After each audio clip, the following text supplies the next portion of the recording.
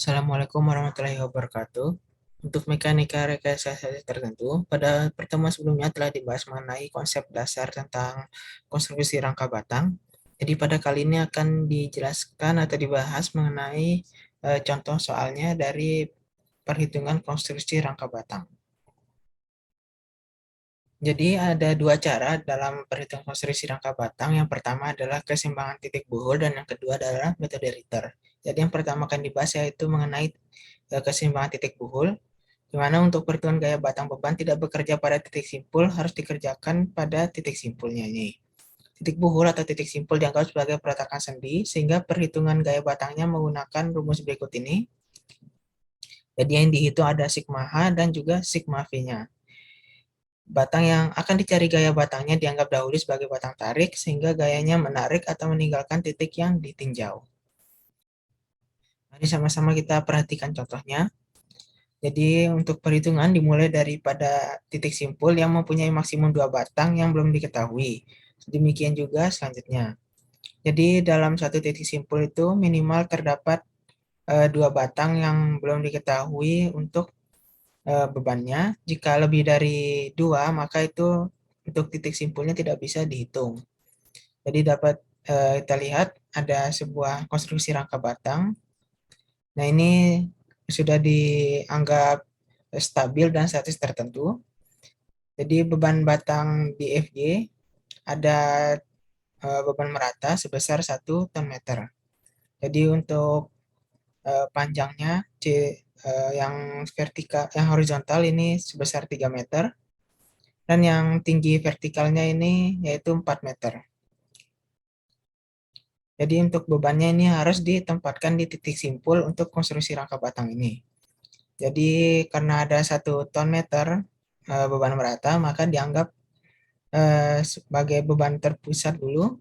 Namun jika di konstruksi batang biasa atau portal ini berada di tengah-tengah batang, di tengah-tengah balok. Namun untuk konstruksi rangka batang ini bebannya dianggap sebagai beban terpusat yang diletakkan di titik simpulnya.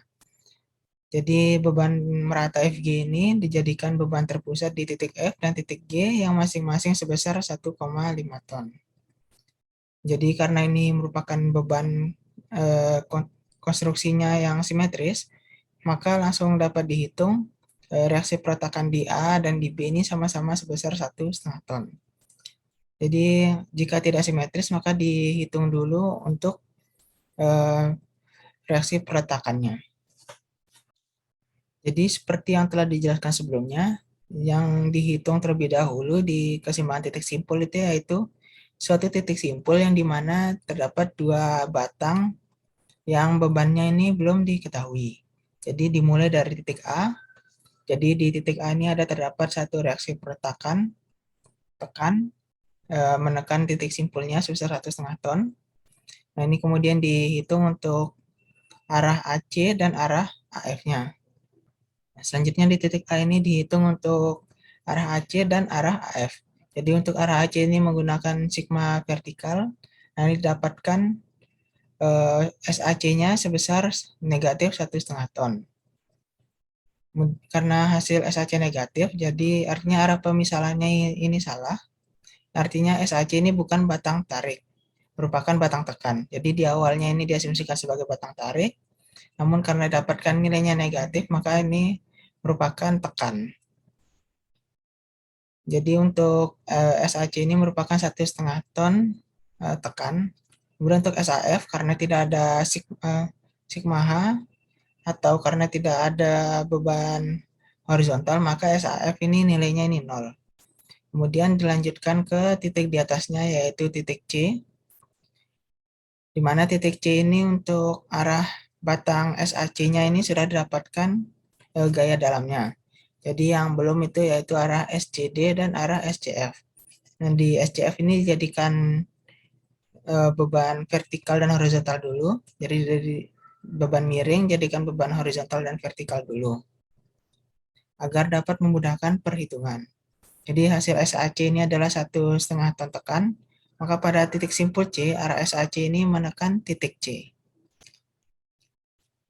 Kemudian dihitung terhadap sigma V, keseimbangan vertikal atau sigma V-nya, dapatkan SCF ini sebesar 1,875 ton tarik karena bernilai positif dan sesuai dengan arah permisalannya. Kemudian untuk SCD, nah nilai SCD ini menggunakan sigma H. Jadi ini karena ada beban miring, maka ini di SCD ini terdapat juga sigma H-nya. Jadi untuk SCD ini sigma H-nya diambil dari SCF ini. Jadi SCF sebesar 1,875 ton tarik ini dimasukkan ke keseimbangan horizontalnya sehingga dapatkan SCD ini sebesar 1,125 ton tekan karena bernilai negatif dan berlawanan dengan arah permisalannya. Jadi setiap gaya permisalannya itu dianggap sebagai gaya tarik. Selanjutnya dilanjutkan ke titik D. Nah, jadi dari ini sudah dapatkan yang di titik C, kemudian dilanjutkan ke titik D, karena ada dua batang yang belum diketahui, yaitu DE dan DF. Kemudian lanjutkan ke titik D. Jadi ini 1,125 ton ini menekan titik D, kemudian dihitung untuk keseimbangan horizontalnya, dapatkan 1,125 ton negatif. Jadi ini nanti menekan batang atau titik DE. Jadi karena ini tidak terdapat gaya vertikal di titik D, maka SDF ini nilainya 0. Selanjutnya untuk perhitungan dilanjutkan ke titik F, di mana di titik F ini untuk gayanya sudah terdapat gaya sebesar 1,5 ton ke bawah dari beban merata FG ini. Nah, selanjutnya ada dua batang miring. Jadi dua batang miring ini dijadikan beban vertikal dan horizontal dulu, dan semuanya ini dianggap tarik. Jadi yang pertama dihitung untuk reaksi vertikalnya atau keseimbangan vertikalnya. Nah, di keseimbangan vertikal ini dapatkan SFE-nya ini 0, tidak memiliki gaya. Selanjutnya untuk keseimbangan horizontalnya ini bernilai positif, jadi sesuai dengan permisalan dan bernilai 1,125 ton tarik. Nah, selanjutnya dari titik F ini dilanjutkan ke titik G, di mana SFG ini merupakan gaya tarik dan mengarah keluar dari titik G ini. Dan juga terdapat gaya vertikal 1,5 ton dari beban merata yang terdapat di G ini. Jadi untuk keseimbangan vertikalnya dapatkan SGE itu sebesar 1,5 ton tarik karena sesuai dengan arah permisalan. Selanjutnya untuk sigma H-nya ini gaya horizontal atau SGB-nya ini sesuai juga dengan permisalan dan bernilai 1,125 ton. Dan untuk titik terakhir yang dihitung yaitu titik E, di mana pada titik E ini terdapat satu batang miring yaitu batang SEB, dan batang miring ini jadikan beban horizontal dan vertikal terlebih dahulu. Jadi di titik E ini menerima gaya dari SDE yang telah dihitung pada titik D dan juga SEG yang telah dihitung dari titik G ini. Jadi dihitung untuk keseimbangan vertikalnya. Jadi untuk keseimbangannya ini ternyata bernilai negatif. Karena bernilai negatif, maka untuk gaya titik di E ini bernilai 1,875 tekan. Kemudian dan juga yang terakhir nih kontrol, di mana pada kontrol ini untuk keseimbangan horizontalnya ini harus sama dengan 0. Karena untuk keseimbangan horizontalnya ini di titik E sama dengan 0 atau di titik terakhir sama dengan 0, maka untuk perhitungan sudah dapat dianggap selesai dan benar. Selanjutnya untuk cara yang kedua yaitu metode Ritter, di mana pada metode ini itu memotong 3 batang, tapi batang yang dipotong ini tidak boleh bertemu pada satu titik buhur atau titik simpul. Kemudian, batang mempunyai sentrum kekuatan batang. Mencari gaya batangnya harus memakai sigma moment pada sentrum kekuatan batang atau persamaan sigma moment sama dengan 0. Jadi sentrum kekuatan batang 1 adalah perpotongan batang 2 dan batang 3. Selanjutnya, batang yang tidak mempunyai sentrum kekuatan batang, cari gaya batangnya dengan memakai keseimbangan gaya vertikal dan keseimbangan gaya horizontal. Misalnya pada konstruksi rangka batang yang di sebelah kanan ini. Jadi ini dipotong. Jadi yang dipotong ini adalah batang CD, batang CD, kemudian batang CG, dan juga batang FG. Jadi sentrum kekuatan batang CD ini adalah perpotongan dari batang CG dan batang FG. Dari hasil perpotongan tersebut ini dapatkan hasil perhitungan untuk titik G. Selanjutnya, sentrum kekuatan batang CG adalah perpotongan dari batang CD dan perpotongan dari batang FG. Dari hasil perpotongan ini, maka dapatkanlah titik A. Jadi perlu diingat gaya dapat dipindahkan sepanjang garis kerjanya. Sentrum kekuatan batang FG adalah perpotongan batang CD dan batang CG. Jadi hasil perpotongan ini maka merupakan reaksi yang terjadi di titik C.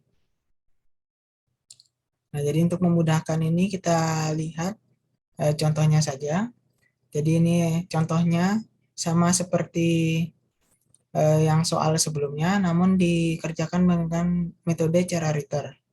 Jadi keuntungan dari cara Ritter ini dapat mencari gaya besar batang dimanapun juga tanpa harus mulai dari peretakan. Sedangkan untuk yang keseimbangan titik buhul tadi itu harus dimulai dari peretakan lebih dahulu, di mana minimal ada 2 batang yang belum diketahui gaya dalamnya. Jadi untuk melihat ke arah kiri potongan atau kanan potongan, disarankan melihat ke arah yang tidak banyak gaya bekerja. Jadi prinsipnya ini memotong batangnya dan dilihat gaya yang tidak banyak bekerja. Sama seperti pada perhitungan gaya dalam pada balok. Jadi ini untuk potongan yang pertama atau garis hijau ini memotong batang DE, batang EF, dan juga batang FG. Jadi ini mencari nilai di titik DE atau mencari nilai batang DE dan batang EF.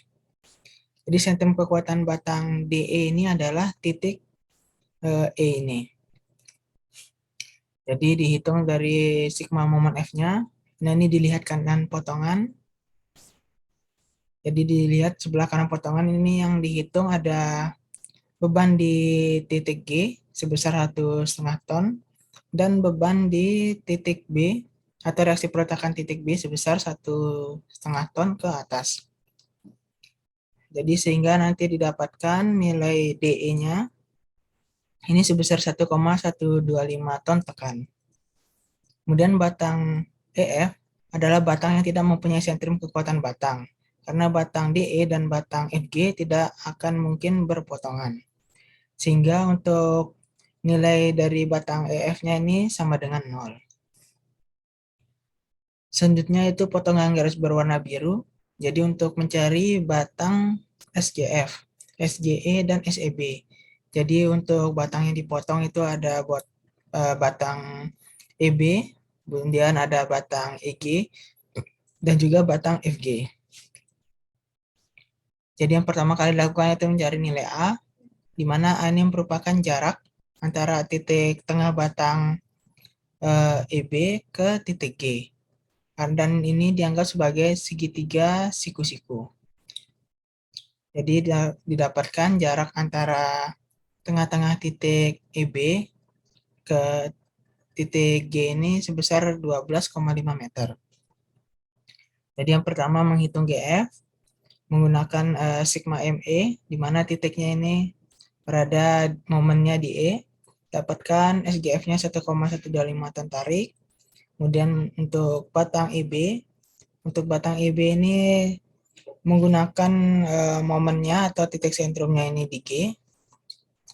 Didapatkan SEB-nya 1,875 ton tekan. Dan untuk SGE, ini untuk momennya berada di titik B. Dapatkan SGE ini sebesar 1,5 ton tarik.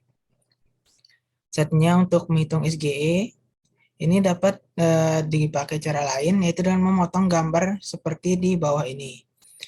Meskipun batang-batang dipotong bertemu pada satu titik, tapi cara ini hanya boleh dipakai untuk batang yang seperti SGE. Nah, jadi jika dilihat lagi, di mana batang SGE ini hanya terdapat beban vertikal ke bawah saja, dan hanya terdapat eh, terdiri dari 3 batang, yaitu batang FG, GB, dan batang EG. Jadi dipotongnya ini secara parabola berada di titik G ini. Jadi untuk mendapatkan nilai SGE ini hanya menghitung keseimbangan vertikalnya saja, sehingga didapatkan SGE ini sebesar 1,5 ton tarik. Sekian untuk pertemuan kali ini. Jika terdapat hal yang belum jelas, silakan ditanyakan atau didiskusikan. Terima kasih. Assalamualaikum warahmatullahi wabarakatuh.